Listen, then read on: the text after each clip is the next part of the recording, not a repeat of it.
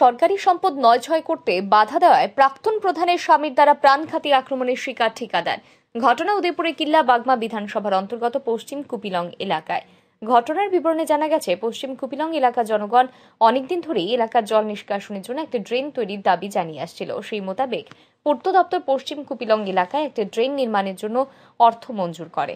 এই কাজের দায়িত্ব দেওয়া হয় সংশ্লিষ্ট এলাকার জয়ন্ত সাহা নামে এক ঠিকাদারকে। যথারীতি দপ্তর থেকে 4000 ইট ও 50 বস্তা সিমেন্ট প্রদান করা হয় এই কাজটি সম্পূর্ণ করার জন্য। কিন্তু কাজ শুরুর পর থেকে এলাকার প্রাক্তন প্রধানের স্বামী দীপঙ্কর নমো এই সরকারি ইট এবং সিমেন্টগুলো হাতানোর চেষ্টা চালিয়ে যাচ্ছেন বলেই অভিযোগ।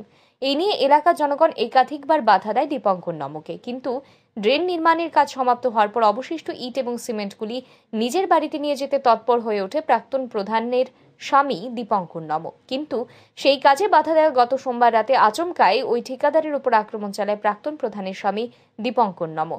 ধারালো অস্ত্র দিয়ে একের পর এক মাথায় ও ঘাড়ে আঘাত করতে থাকে দীপঙ্কর। এই অবস্থায় প্রাণ বাঁচাতে চিৎকার শুরু করলে জয়ন্ত সাহার চিৎকারে এলাকার লোকজন ছুটে আসে। এরই মাঝে পালিয়ে যায় অভিযুক্ত দীপঙ্কর নমো।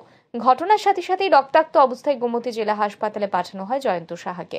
বর্তমানে জেলা হাসপাতালে চিকিৎসাধীন জয়ন্ত সাহা। আমার বাড়ির নামা দিয়া আমার বাবার জায়গা দিয়ে একটা 50 মিটার একটা ড্রেন হয়েছিল, সরকারি ড্রেন আর কি। তো এই যে ড্রেনটা হয়েছিল, ড্রেনটা আপনার ধরা ছিল 6 টাকা দেওয়া আর কি, সবটা ড্রেনের ভিত্তি। তো এটার মধ্যে 500 টাকা দিয়ে ইট বাসে রাখছিল 2000 ইট প্রধানে আর কি। তো ইট রাখছিল আমরা জায়গার ভিত্তিতে, তারা গেছে ইট না লাগে সেটা ড্রেনের মধ্যে কাজে লাগাই এলো। তো এটা তারা হ্যাঁ তো বেশি ফাঁকনামি করছ নি, ইটা পেয়ে সেটা স্যার এটা আমি অন্য মানুষের কাছে বিচার দিচ্ছি যে একটি আমরা হয়তো আছে একটি লিয়েছে। অন্য পরে তারা আমারে এই সোমবারে আমার আক্রমণ হচ্ছে রাস্তার ভিতরে। নাম দীপঙ্কর নমো, বাড়ি পশ্চিম কুপিলং পশ্চিম পাড়া।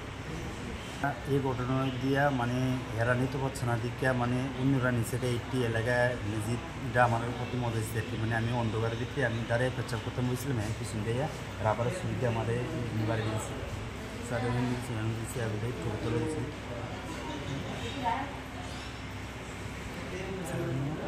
মাছের ভিতরে লাগিয়েছি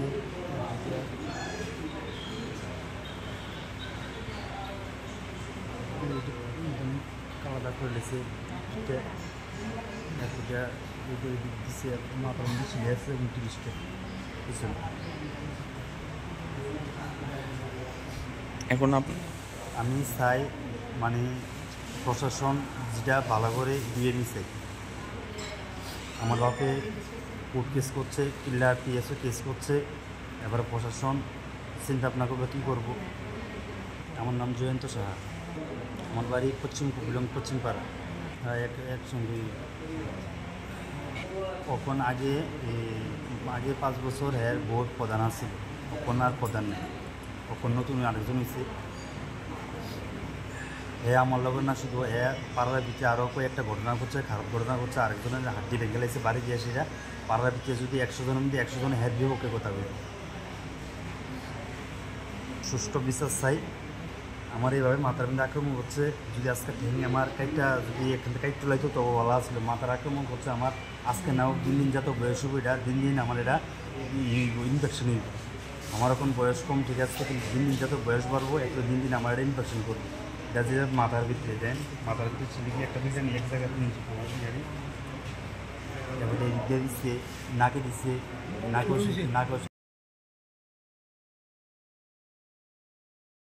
এই ঘটনায় জয়ন্ত সাহার পরিবারের পক্ষ থেকে কিল্লা থানায় অভিযোগ জানানো সত্ত্বেও এখনো পর্যন্ত অভিযুক্ত দীপঙ্কর নমোকে জালে তুলতে সক্ষম হয়নি পুলিশ।